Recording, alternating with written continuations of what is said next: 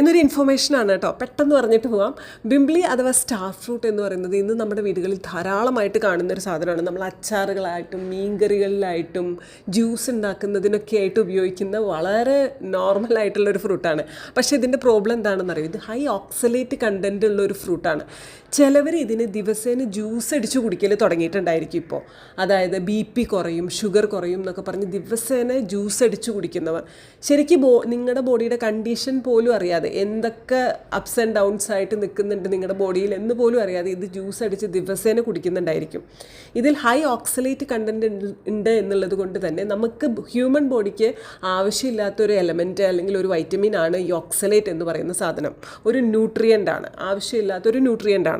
ഇത് actually പ്ലാന്റ്സിന് required ആയിട്ടുള്ളൊരു element ആണ് ഈ ഓക്സലേറ്റ് എന്ന് പറയുന്നത്. ഹ്യൂമൻ ബോഡിയിൽ അതിന് പ്രത്യേകിച്ച് ആവശ്യമൊന്നുമില്ല.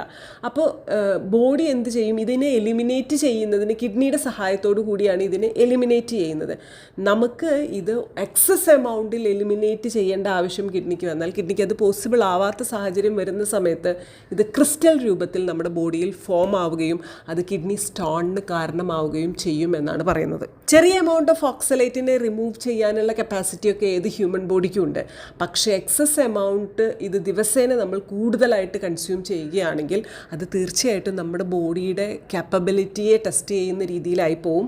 നമ്മുടെ ബോഡി അവിടെ തളർന്നു പോവും. അപ്പോൾ ഒരിക്കലും ഒരു ജ്യൂസിൻ്റെ രൂപത്തിലൊക്കെ ദിവസേന നിങ്ങൾക്ക് ഈ ഒരു സീസൺ തീരുന്ന അത്രയും സമയം ദിവസേന ഇരുമ്പൻപുളി അടിച്ച് കുടിക്കുക എന്ന് പറയുന്ന മണ്ടത്തരം ഒന്നും ചെയ്യാതിരിക്കുക.